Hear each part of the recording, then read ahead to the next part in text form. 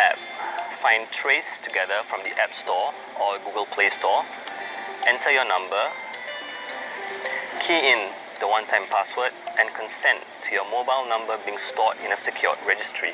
No, consent, yeah, consent to nothing. Consent to a registry, yeah, whatever.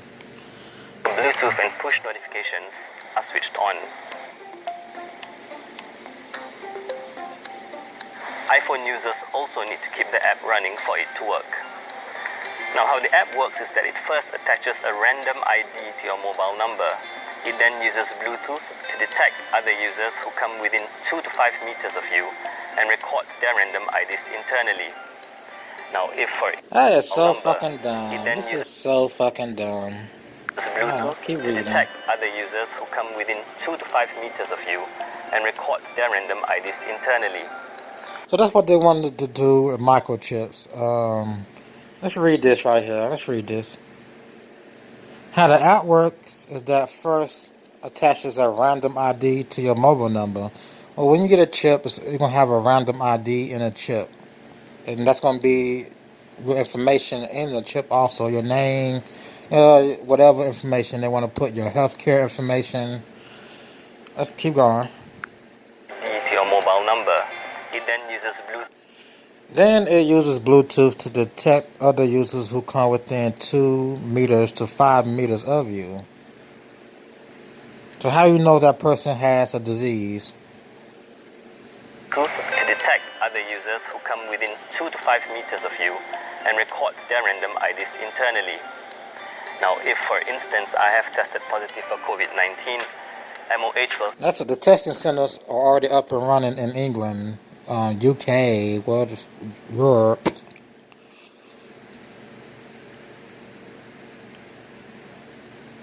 Contact me with 2 to 5 meters of you and records their random IDs internally. Now, if for instance I have tested positive...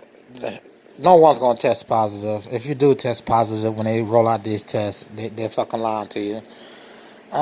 So they'll store all your healthcare information inside the chip. And let me read that part. For instance, if I had tested positive for keep going. For COVID-19, MOH will contact me with a code for me to send my app logs over. They will then be able to decrypt the random IDs to determine the mobile numbers of my close contacts. Now this really happens. Motherfucker, did you sneeze on them, motherfucker? You don't need a tracing app, privacy invasion app that stores your healthcare information and that send pings when you're around other people who have the app. Did you sneeze on them, motherfucker? Did you not wear a mask? Helps as I don't have to rely on my memory to figure out who I've met over the course of the past few weeks. This also makes the process faster and more accurate. Now, authorities have inserted multiple measures to protect users' privacy and personal data. Yeah, authorities are using your privacy and personal data. Ain't no measures. They can hack. Anybody can hack anything, dog. Come on. For starters, usage of this app is voluntary, and there are no plans to make it mandatory. Most importantly, the app only collects your mobile number and nothing else, not even your... The app collects everything on your phone. Then, of course, how would it know if you have COVID-19? Well, you're going to tell the app you have it. So it's collecting your health information because it's going to be asking. But every app collects about everything you do on your phone. It's common knowledge. Name and location data. Furthermore, MOH is the only authority that will be able to decrypt the random IDs and match them to specific mobile numbers. Now you might ask, what's in it for you? Well, authorities have said that so it's like, let's say you have this app, and a dozen other people have this app. Then you walk by somebody, then you get a message on your phone. You just walk by somebody who has HIV. What are you gonna say? Well, thank you, phone, for letting me know that person has HIV. That's how it works.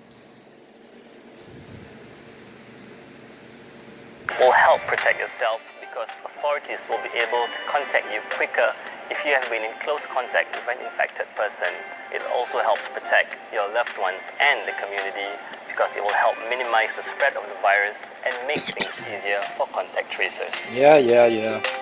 A bunch of hoopla. A bunch of lies. That's not what it's for. It is for more control over humanity. Just control. Let me see.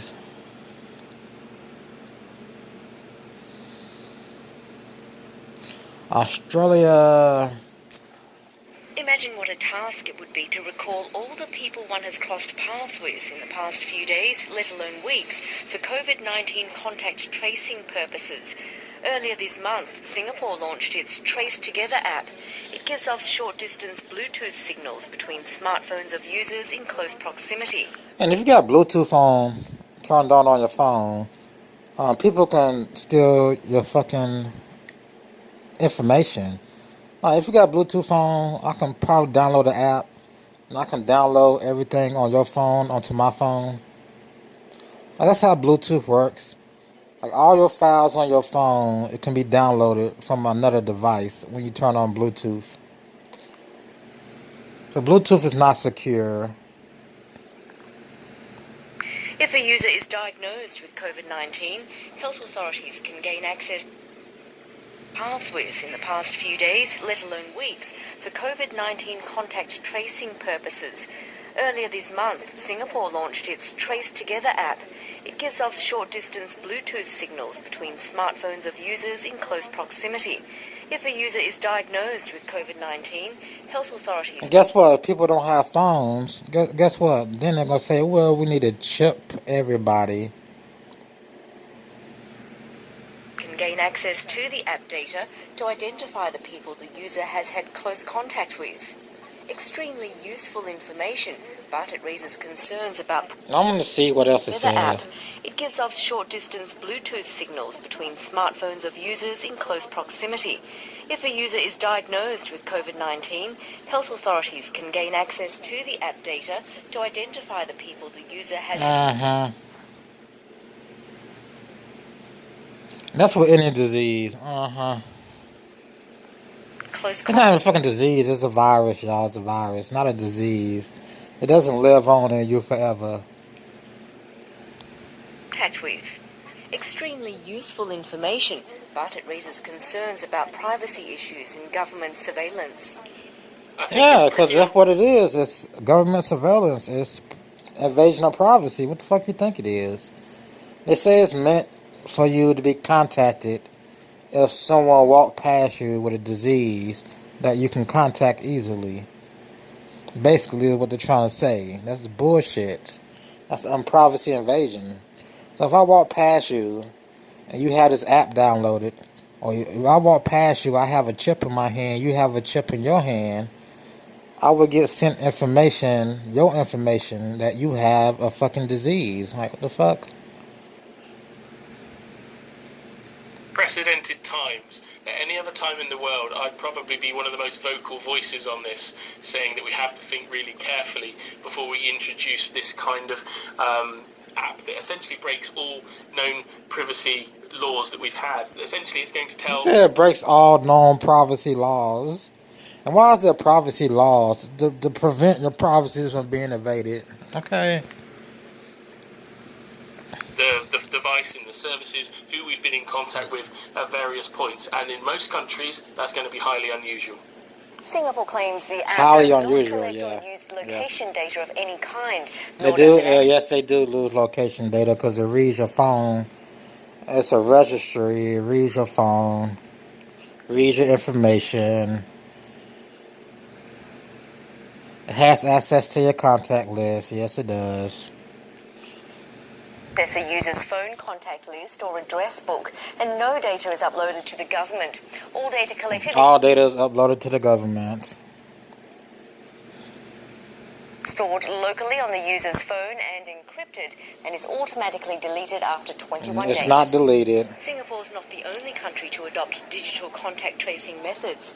China goes even further, assigning citizens a colour-coded level based on their health condition and travel history, which determines whether they're allowed into malls or public transport, for example. Whether they're China allowed goes into even malls or further, public assigning transport. citizens a colour-coded level based on their health condition and travel history, which determines whether they're allowed into malls or public transport, for examples. South Korea is sharing previous movements of COVID-19 patients, which has led to residents being outed for non-COVID-19 related reasons and public shaming. Israel has an app that warns users if they've crossed paths with an infected patient, and Taiwan has introduced a digital fence using smartphone data to enforce quarantines. All novel ideas which Okay, to enforce quarantines. It's gonna be used to enforce a lot more than quarantines. It's gonna be used against your will to enforce you into wherever they want to throw your ass into, whatever building, wherever FEMA camp. It goes deeper than this, people. It does go deeper than this. Hold on. They're fucking retarded. After 21 days.